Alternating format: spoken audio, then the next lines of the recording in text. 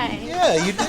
TC! I know how to use Canva, so. This is true. Yeah, so Tara, I know that everyone in here knows who you are, but tell us who you are.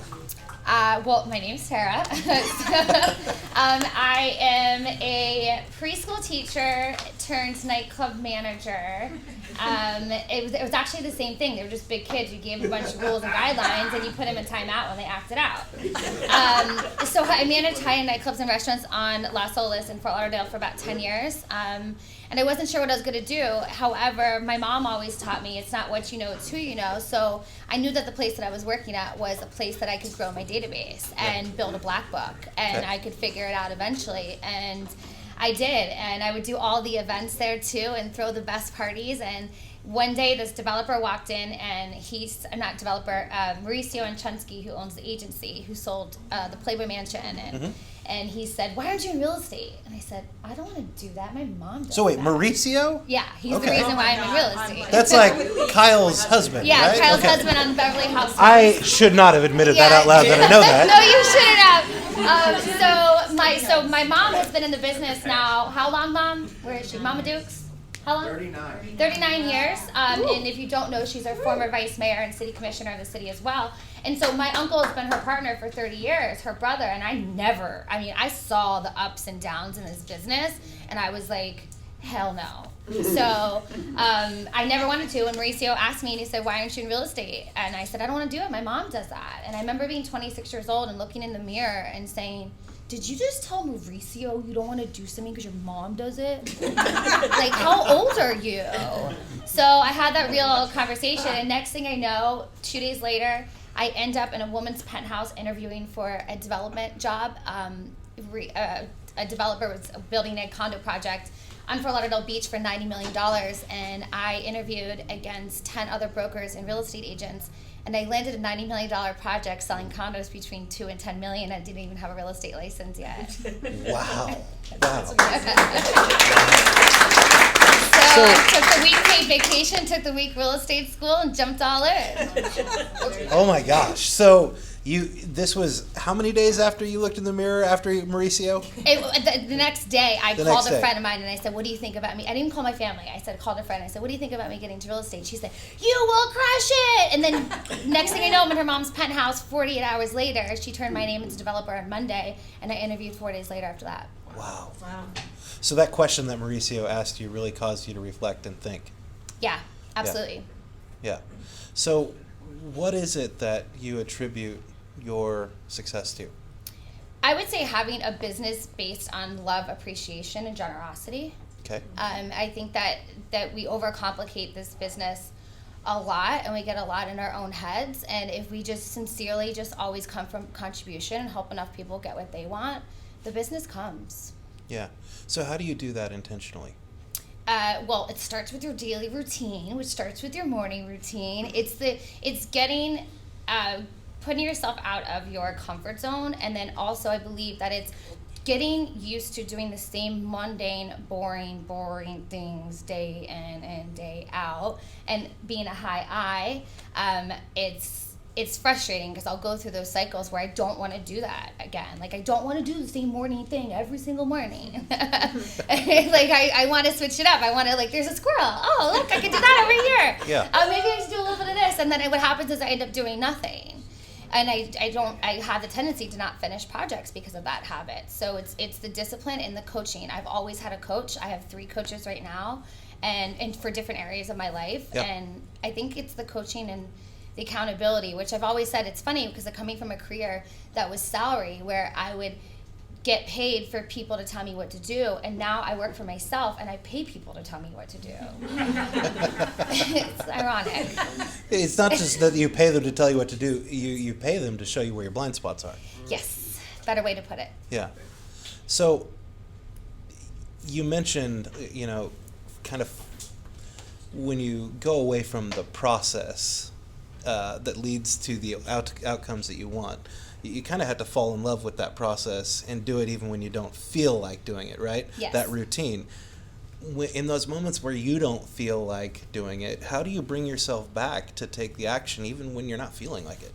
I have what I call a contingency list. Okay. I have it actually saved to my phone. My contingency list are small action items or large action items, and it's a list of all the things that bring me joy. It's a list of all the things that bring me happiness, and it could be something so simple like yesterday after I saw you in the Fort Lauderdale office. I knew that I didn't have any more appointments there, and I had 2 Zoom calls and a coaching call for one of my coaching clients. And so I went to Sunrise A1A, and I just pulled on the side of the road and put my windows down and took it from there and put my toes in the sand for a few minutes. Like that's on my contingency plan. Some of them are longer for like booking a trip or taking a bubble bath or calling, phoning a friend. A gratitude call always changes that energy, and it's remembering what my big why is. Yeah.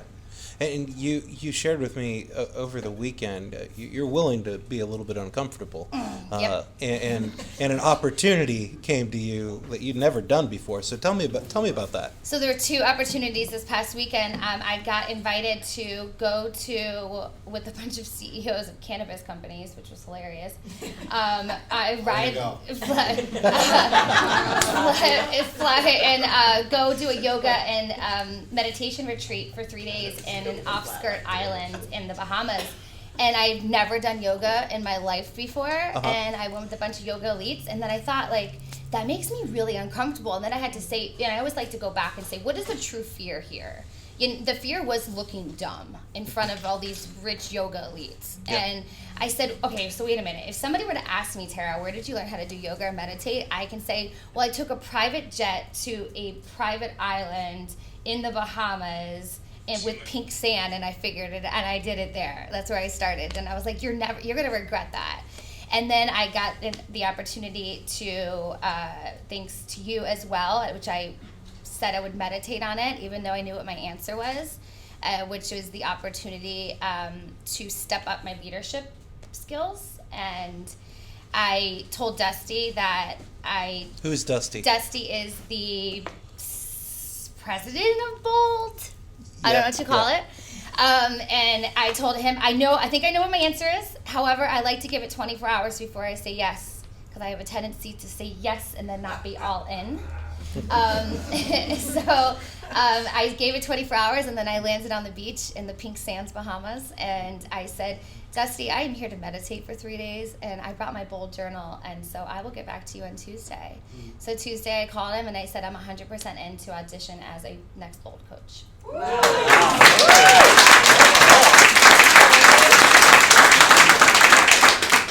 Why is that important to you? It's my core values. Like, the Bold laws up there have literally changed my life, and I use them daily. Like, change your thinking, change your world. No pressure, no diamond. It's not about selling real estate. It's about following a schedule. Your cells eavesdropped on your thoughts. Like, how you talk to yourself matters, right? It was be, do, achieve. It's fear or faith, you choose. I mean, I could go on, and it's you do what you've always done, and you'll get what you've always gotten. How bad do you want it? And it's just made me a better person overall. I've outgrown a lot of different sets of friends and people in my life, and it's all because Bold has stretched me. Yeah. So now you've got, give it up for us. So now How many times have you taken Bold? 11, really 10, because one of them was virtual, and I didn't really do much for that. My mom and I took it in the pool during COVID.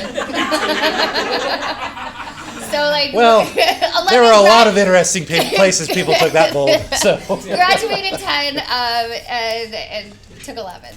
Yeah. So being in that classroom, what kind of impact do you want to make as a Bold coach? It is an opportunity for me to transform more lives on a bigger scale and travel to do what I love to do. And the possibility of, like, I love being one of your productivity coaches for the Waxman Group, and we have how many agents? 3 In the coaching program? Yeah. About Or no, 200? in the 3 market centers. A little over 700. Okay, so 700. Imagine if I can actually travel every 7 weeks and touch 300 to 400 people, and then imagine how many other people that they're going to touch and they're going to touch, and the impact is so much bigger than just here locally. Which I'm not going anywhere, by the way. Still staying here. Yeah. It's 10xing it. It's being able to transform more lives. Yeah. So social media is a pretty big deal for you. Yes. How much of your business comes from it? 45%. 45%. And what do you attribute that 45% coming from? Like, how do you make that happen? I follow a system for it. Okay. A system and processes for everything, and Yeah. I've learned from the best. And I would do a lot of research on social media. You pick the one that works really well for you. So in the beginning, that was always Facebook. Yeah. And I follow a DTD2 system from that. And Okay. then Instagram, I'm definitely heavier on Instagram. I did take a hiatus from Facebook since November 16th of just posting, not my stories, just my regular postings. Mm-hmm. And I noticed a decline in my business, actually. And so that we're revamping. Okay. The hiatus is done. I just had to put myself in timeout. Yeah. And so the system that I use is called 50-25-5-1. And so this is the system I do every single day. Write this down. This is a big deal. And I do this every single day on both social media platforms, Instagram and Facebook separately. And it's changed a lot of things. And I got this from Rachel Adams. We sat down with the CEO executives of Facebook and the lab coat agents guys, and from traveling to conferences, by the way, guys, travel. And so it's 50 likes, individual likes, interactions, heart emojis, whatever it is. 50 likes, 25 comments with more than 3 words. So it'd be like, that's so great. It'd be like, wow, that is so great. So with more than 3 words. And then from there, so it's 50 likes, 25 comments with more than 3 words. And then it's 5 interactions through stories or direct messages. That's private messages, because in the stories that you interact, it goes in their direct inbox. Correct, anyways. Yeah. It always leads me, never ever fails, 1 new appointment or 1 quality contact, period. It never fails. And in the beginning, it took me, an hour or so on both platforms, and I carve out 3 hours a day. Like, I am very active on social media, especially for my stories. Whatever mood I'm going through, you guys can see that. You just can tell what I'm going through. And that's being authentic, right? Yeah, It's not always rainbow and sunflowers. People want to see the struggles. They want to know that you're human and they can relate to you. Is really what the purpose of it is. Well, yeah, and if you go and look at your social media, you're not only posting things about real estate, you're posting things about your life too. 80-20 rule. Yeah. 80% personal, 20% business. Correct. So what is that? For every 5 things you're posting, 1 of them is real estate, 4 of them are personal. Essentially, yeah. Yeah. Because people will unfollow you. That's also why I don't understand why people do have, and this is no disrespect to anybody who does, why you guys have 2 different accounts, like on Instagram for your personal and your business. People do business with you because they know, like, and trust you. They want to see that you're a mother. They want to see that you have struggles. They want to see you in the car line. I don't want just to follow your real estate page. No, not for nothing. Yeah. And so, and your business page, you got to have a business page though, because if you think your clients aren't Googling you, they are, by the way. So are you active on social media? So we have a business page, and we pay like $40 a month or something. I'm not the rainmaker of the team. So we pay for something just to post on there. Your business page is for brand awareness and target demographicing. So brand awareness, like our brand is a flamingo. We're one big flock. We flamingo together, and that's for brand awareness, right? And then target demographics is how I can actually post ads and target the demographics of who I want to target. The only way you're getting business from your business page essentially is if you pay for it. Yeah. So your personal page is where you should be doing all of your business to get more attraction and get people to understand who you are. And then you have, like, I have a good twin and a bad twin, like an angel and a devil on my shoulder for social media. And what I love about social media is you get to control what you want to put out there. Yeah. So it's not saying to be fake, but sometimes when I'm checking into the W Hotel and I say I'm having a great time, not the W, at Fountain Blue, let's say, I'm really not at Fountain Blue. I am at the club downstairs Live.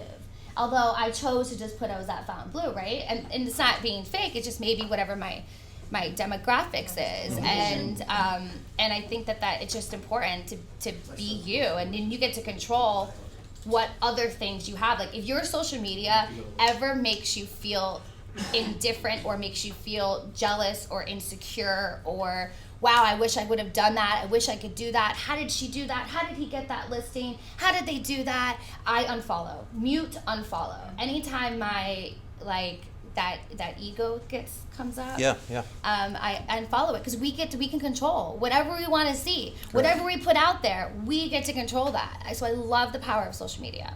So it sounds like you leverage social media to stay really connected with your sphere. Absolutely. Yeah. It's not just a fun game for you. It's really intentional. Extremely intentional. I mean, you get to see everything you have, like whatever's going on in somebody's life.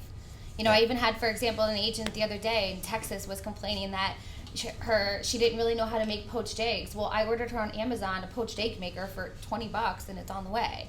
Like, it's little things like that besides clients that, like, you know, they lose their dog, then they're getting a card from me with a picture of their dog and a little memory with a little gift in it, and then that's a touch. So that's where our business, you know, we're at $30 million a year and we've never paid for a lead before. And I think a lot of that has to do with relationship building, right? And social media does all the work for you. Yeah, there you go. It gives you everything you need. Yeah. You don't have to pick up the phone sometimes. So as a coach and a real estate agent, what advice would you give to the people who are in here today on how to take their business to that next level? You know, Mr. Waxman over there had a great conversation that I was able to hear. I've learned so much from that man. I still learn so much. And I loved what he said to a gentleman yesterday, and he said, you need to listen more than you talk. Mm-hmm. You need to listen 4 times more than you open up your mouth. And that was great advice, because in the beginning, you know, I split my money so many ways. Like, you would throw up. Some people in here know how much I split it. And it wasn't about that, because I wanted to learn and grow from everybody, right? So I wanted to absorb it. And now, like, you're somebody that I'm just going to attach myself to you because I'm looking to raise my leadership lid even more. And so, when I outgrew certain levels, I think that it's looking for the people that that you admire well. Be very careful who you guys are taking advice from. Yes. Be very careful. Mm-hmm. Because if they haven't done it better than you or at a level that you desire to be at, you have no business having water cooler talks in the kitchen when you guys both don't have any business going on. Mm-hmm. But you guys want to brainstorm about who can do it better. Like, go find the people that do it well and do it better than you and mirror and match that, right? So I would just research all the time different people that were doing things very, very well, and then I just put it in my own toolbox that it's not reinventing the wheel. Like, this is not rocket science by any means.